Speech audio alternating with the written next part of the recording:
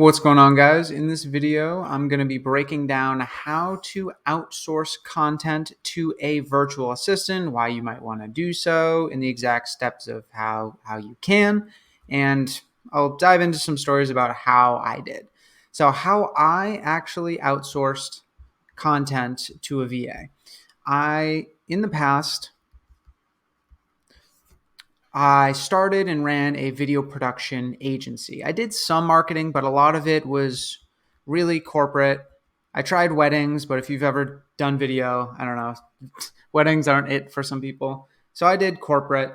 And at some point, I realized I had literally no time for anything. I hit a certain threshold of revenue in business, and I couldn't really get past that. So, what could I possibly do? Well, at that point, I started to outsource. And what are some of the things that I could actually outsource?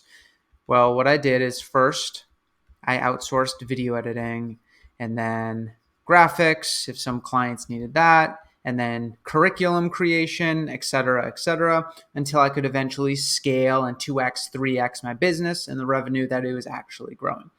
So there's huge benefits to outsourcing when it comes to content. And you don't even need to be a content company. If you're a real estate agent, you can outsource your content and get clients that way.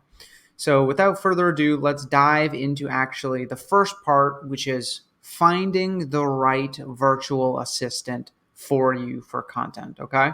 Of course, we're going to go to myherova.com. What you can do over here, if you're looking for just content, you can look in content.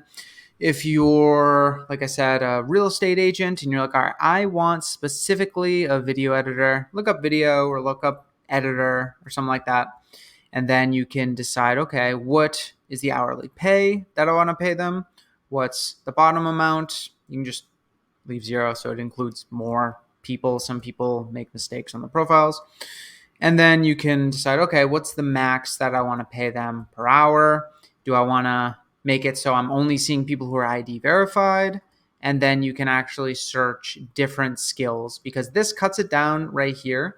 If you look up something specific, you'll get less and less candidates. So if you keep this one vague, that might be a good tip. And then use this skill if you need to refine further. So you'd look here for them, and then some tips for evaluating potential VAs. So first thing we would do is really take a look at their profile. Okay, we have Javier here. He's not ID verified.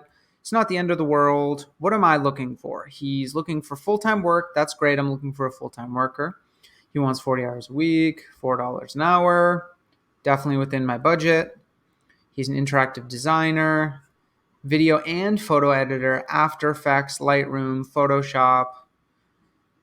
He makes content for social media, and he has his portfolio right here.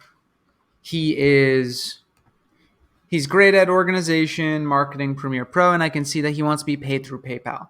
All of this would check all these boxes for me personally. So what I could do is I could click right here and shortlist him and then continue searching. So we have Diego here, full-time. He's within my budget, dedicated student. But I can see here he's a customer service rep, even though I looked up content right here, right? So maybe for Diego, I wouldn't favorite him and kind of shortlist him. But that's how I would do that to find a lot of great virtual assistants that I could use for my company. All right, next what we want to do is define our content needs. So what do I mean by this? So what you would want to do by defining your content needs is identifying the types of content that you want to outsource, right? Do we want to outsource video? Well, first break it down video. Then within video, what do I want to break down within video? Do I need to outsource the video ideas? Do I need to outsource video thumbnails? If it's for YouTube, the editing, right? Because you'd be surprised. Some people, I know I have in the past, have expected, okay, the video guy I want him to do the ideas, the thumbnail, the editing. But really, the guy's only a stud in the editing, and I let a wonderful editor go because he wasn't good with the ideas, right? And the ideas are actually typically the hardest part if it's YouTube, blogs, or whatever. Anyways, would it be things like graphics? So that's the first thing you need to figure out and then break it down. What specific type of content do you want? And then why do you want that content? Next, when it comes to defining your content needs, once you know first off what you want to establish clear guidelines and expectations, right? What I mean by this, if you're a lawyer and you're looking to outsource content, right, then your expectations might be professional, not flashy. And if you're, let's say, a social media marketing agency, you might want funny and you might want scroll stopping. So make sure you're clear with those things. I've had a VA in the past where I wasn't clear with this communication, and they took the funny for a client who was, that's not how you spell accountant, but for an accountant, and they took the funny content into an accountant's profile, and it didn't roll over well with the client. So make sure you're setting clear written guidelines, whether that's on like a Google Doc or something, and make sure your VA that you hire from My Hero VA understands them. All right, the next thing you want to do when you're outsourcing content to a virtual assistant is you want to make sure you have things set up. I think this is how you spell efficient. You have things set up so then you and your VA can have efficient communication. First thing I would do here, tools. Some tools that you can use to stay in touch and communicate with your VA each day are things like, what do I use? I use Slack, and that's it. Some people are fine with WhatsApp. Some people work well through Asana. Some old schools. That's you. Cool. Go email. Things like that. Make sure you guys can stay in touch each day. And now, what would be efficient communication there? Well, what I do is I do a daily check-in, and I would advise for you to do the same for your content creator. What does this look like? Beginning of day. Okay, beginning of day, they should be giving you a game plan. So they should say, good morning, here's the game plan, bullet point, boom, boom, boom, boom. Those are my goals, and maybe even long-term goals for this week. Boom, there's that one long-term goal. And then a midday. I'm a bit excessive with the midday. You might not need this, but I have a midday check-in, and this is more so problems and questions. Are you guys seeing any problems? Do you have any questions? Because then we can break those down as a team. Then we have an end of day, which is mostly an update. What have you achieved? What problems do you still face? What goals have you accomplished? So I would say if you don't want to do the midday, that's fine. But at least do the beginning and then end of day. It's not healthy to not chat with your VA at least once or twice a day just to see, okay, what are your goals? What did you achieve? I would highly recommend this one too, to see what problems you're facing, what questions you have.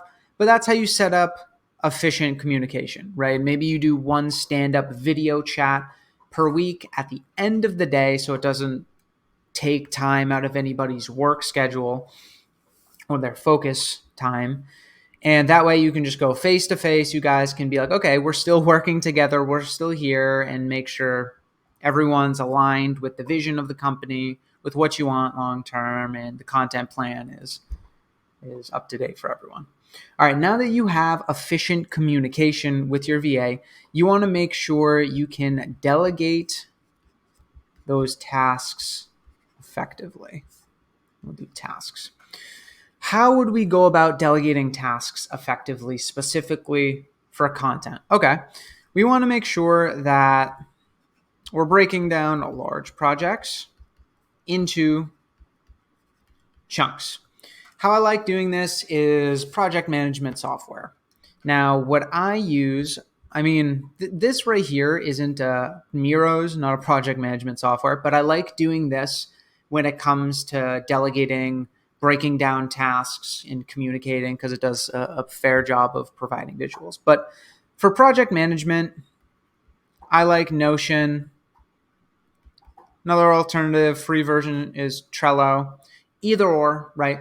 What you want to do is if here's a whole meal, right? There's lots of stuff to be eaten.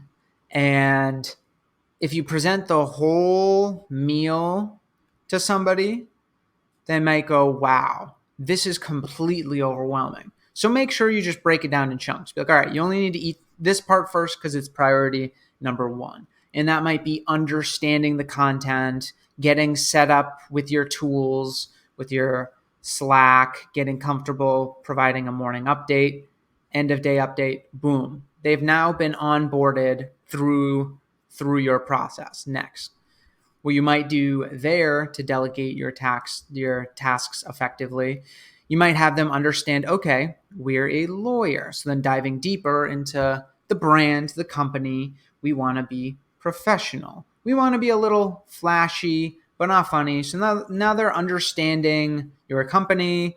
Have them try out some things like videos. Are you good at ideas? Try it. Are you good at thumbnails? Try it. Editing? Try it. Right? And then you can make a list. Okay, they're good at this. They're not good at this. That's fine. They're now providing some content and they understand my brand, my guidelines. They're onboarded via everything. And then next thing you know, you can start to streamline things. I've made this mistake in the past where I streamline and automate before the process is strong and secure. Make sure you do that at the very end once everything's good to go. Next tip right here for delegating tasks effectively, you want to make sure you're providing detailed instructions and examples to help guide your VAs to work. So how can you do this? For content, definitely use Miro and definitely use Loom. Loom is what I'm recording on right now. And then Miro is something like this where you're writing on a whiteboard, right? Let's say maybe you come up here and they made this thumbnail. And you're like, okay, actually, this looks great, but, and then you can write right here. You can be like, you forgot a T right here. I want this to be more straight. You see how it's slanted right here. I want it to be completely straight like this. And this right here is blurry. I want that to be fixed. Boom. You just made that video super clear in like 10 seconds. You can copy the link, paste it in your Notion or your Trello, tag them, and they should be able to watch it and then adjust your content from there. The next thing that you can work on for how to outsource your content to a virtual assistant is managing the content creation process. So this one's pretty simple. It's basically just being clear with deadlines and expectations. What you expect, right? Make sure in Notion and Trello, you're putting deadlines. You're not just saying, hey, finish this as soon as possible or whatever. Be like, no, this needs to be done Tuesday at 2 p.m. And then for expectations, be like, hey, follow our guidelines. It's expected and you shouldn't be straying from the actual steps that you should follow. So then at least they're aware of it and make sure that in writing in like Notion or something, they acknowledge they've read it and went over it. Next thing that you can do is handling revisions and feedback. And the way that you can do this, again, is use Loom, maybe a Miro combo. The real point of using this combo when it comes to managing is to really ensure the deliverables meet your expectations. Things get lost in translation when it's just text like this.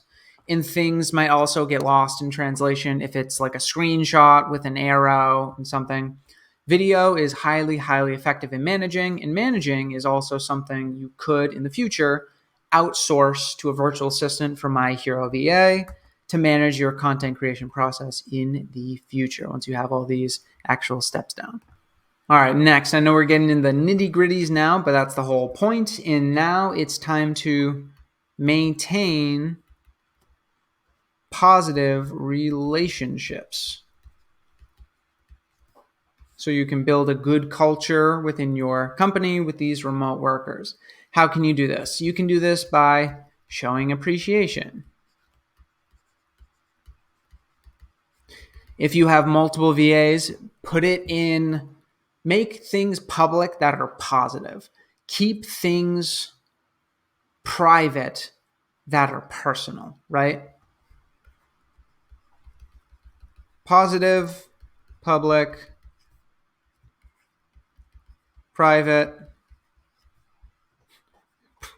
private, right? Simple as that. If somebody did a great job and they landed a new client via content, praise them via your Slack channel and tag them and make it a big thing, make GIFs, because then you're incentivizing that behavior to continue, right? If it's private, right? Maybe they skipped a day of work and didn't let you know. Don't call them out in public, because then they'll feel bad and you'll lose trust. Make sure that it's private, right? And that's basically all that I have to say there in regards to content and just virtual assistants in general.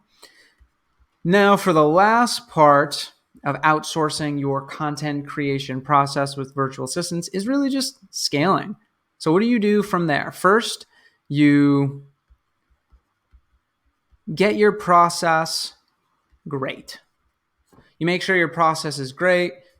You make sure that whatever your tools are, Miro, Loom, Notion, Trello, you make sure you can have tools in a process for project management, for onboarding, here's our brand, here's what our content should look like, here's some examples. Maybe you save some links, right, into like Notion or whatever. And then you have this full thing, all of these SOPs, which are standard operating procedures. And if you hired someone, boom, they'd be good to go in like a week, right? First, make sure your process is great.